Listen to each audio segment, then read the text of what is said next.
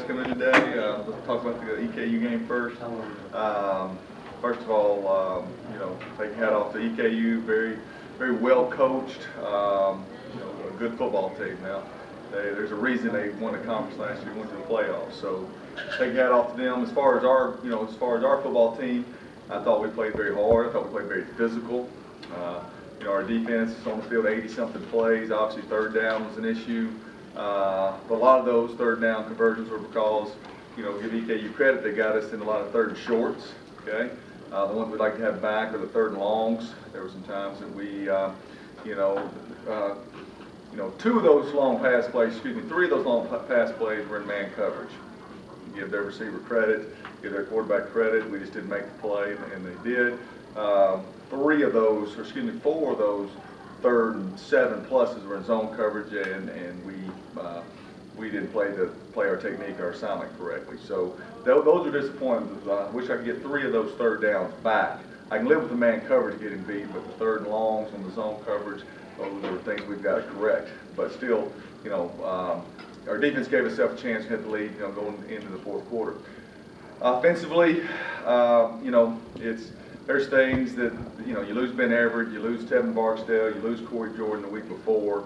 Those are 3 good players. They're hard to replace on offense. Those are 3 guys that can spread the field for us, are very versatile for us, and those guys go down. Makes it very difficult for us to be very multiple on offense. Besides that, you still go back and look at the tape. A combination of things. We didn't hold up the protection consistently enough. That was probably one of our worst pass protection game-wise, but once again, give you EKU credit, but some of it was just bad technique, bad sets. Derek wasn't, there's 3 or 4 throws that he missed that he normally makes for us. Probably 2 touchdown throws that we didn't get to. He kind of moved out of the pocket, but some of that stemmed from, 2 plays before, a running back would run right by a linebacker, or the linebacker would, run through the protection of the running back. So it was a combination of things. Got him a little skittish, he's moving out of the pocket, getting him off reads earlier.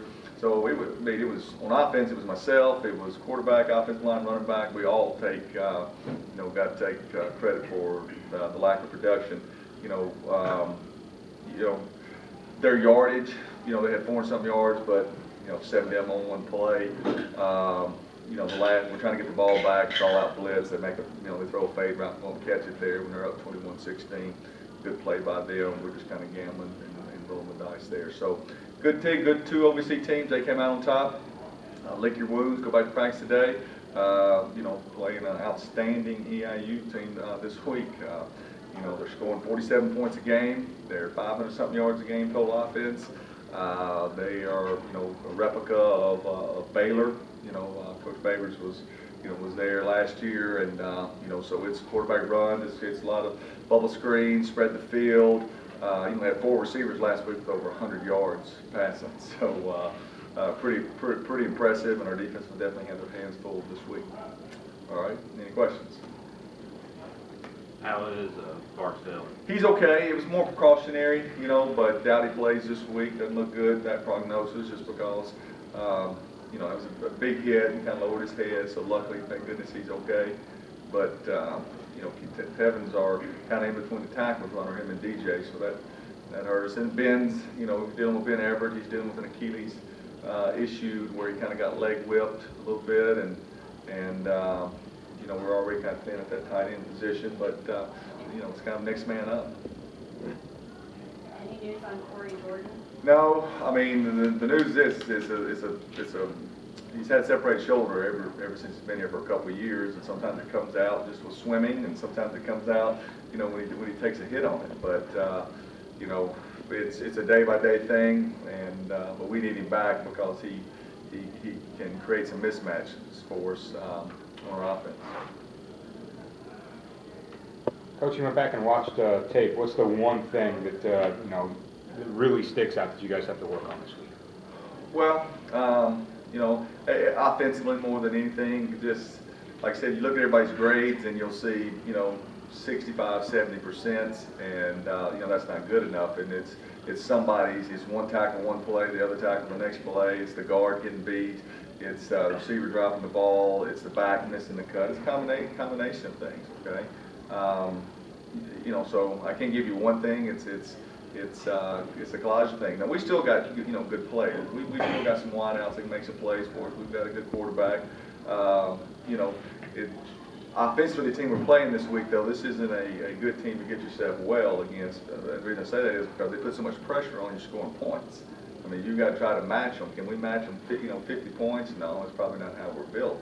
So we got to rely on our defense, and we can't look into that. We got to look at control the ball, score, on opportunities, arise and get the game down in the 30s. We don't need to let it get in the 50s.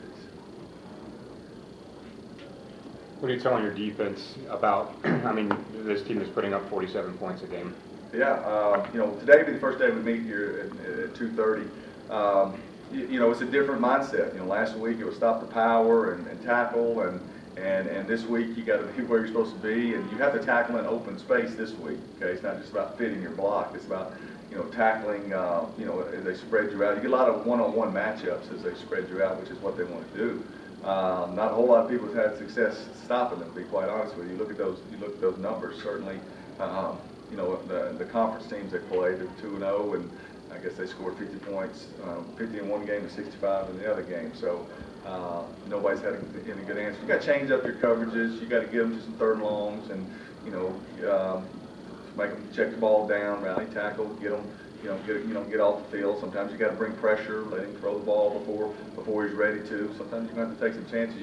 You can't just sit there and cover two the whole time. That's what how their offense is built. That's how they're able to still get their runs, plus work the ball out on the perimeter. So Coach Bird come up with a good plan, and we're relatively healthy on defense beside Tano Perez. That's one that we failed to always talk about. That's one we lost 2 weeks ago. That's made us a little thinner in that secondary. You talk about everybody having been around 70, 75%. Even if you have a team full of seniors that have been in it for 4 or 5 years, how difficult is it to have everybody around 90, 95%? It's impossible. I mean, you strive for perfection, but you certainly want to be.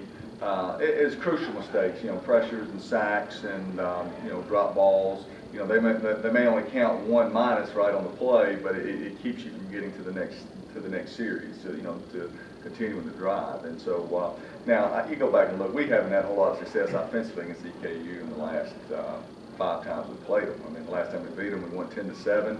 Our defense, we scored 1 late. Our defense kept us in the game. Just like the other day, our defense kept us in the game. And so, Dean Hood does a great job of that defense, and I certainly don't have the answers to moving the ball against them. And look how many games they've won in the last 5 years. Does a great job. Coach, did you happen to catch the Baylor-West Virginia game? Yes, I did. Unfortunately, or fortunately, for it's great to watch. But that's a replica kind of EIU. EIU does a lot of those things, so it's certainly scary. But there's a lot of similarities, a lot of crossover. Now that you picked up your first conference loss, are you telling your guys that this from here on out it's pretty much win or go home? Yeah, and I still think it's a little bit too early to talk about that yet. I mean, last year the 3 teams tied for 2 losses, and there is a lot of parity. All you can do, is just win the next one, and that's this week's homecoming. It's our next home game. We're coming off a loss. I mean, I probably won't even mention that. I mean, the numbers are the numbers. You can lose this week and win the next 4, and still be at 6-2 and see where you sit. But that's certainly, not how we'll approach the game.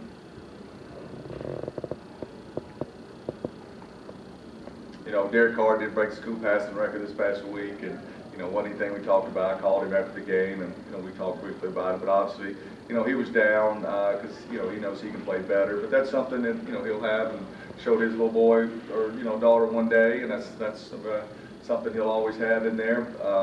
In his scrapbook. I don't know. He got on the last pass, didn't he, Joe? Next to last, somewhere in there. Next to last or the last one. Right. But, we've got to get to where if we're going to throw the ball 39, 42 times, you've got to get up to the 280, 300-yard mark, 222 or whatever we end up throwing for that many times. That's not a good deal. But once again, give EKU credit.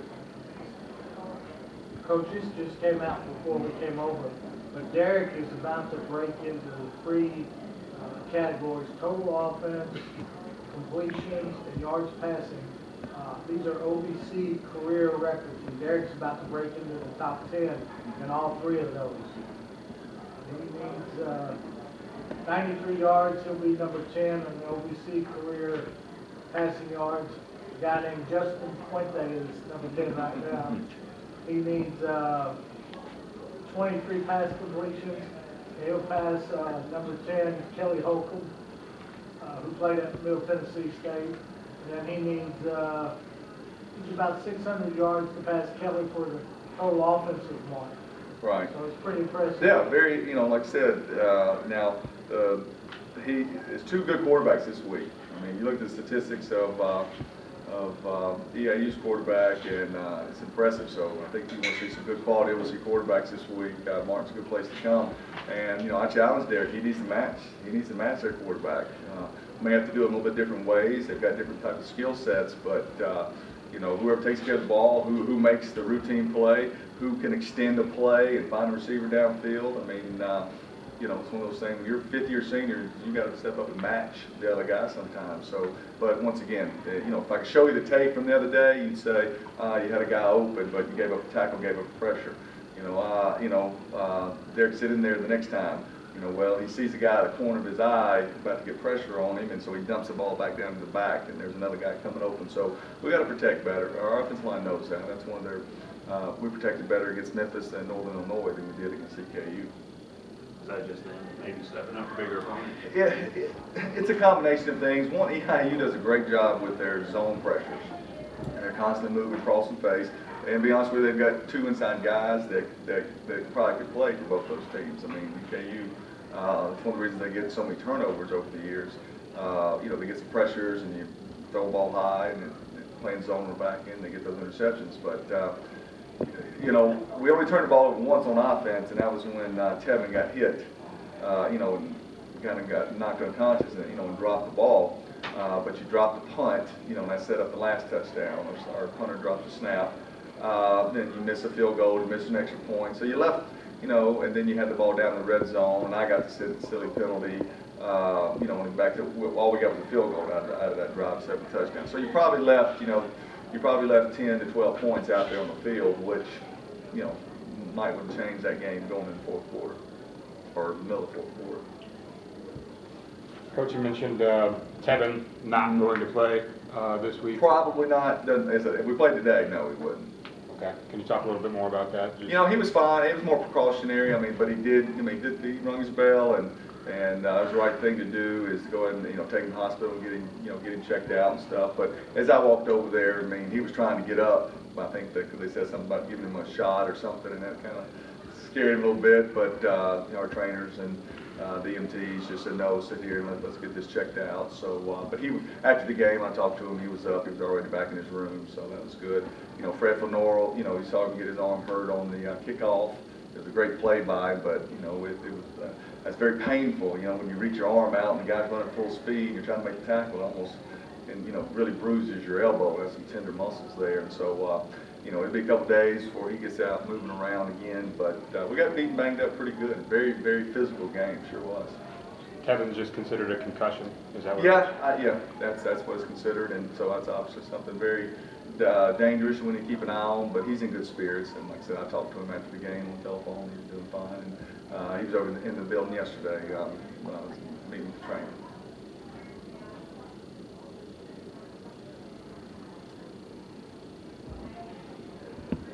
Anybody got anything else?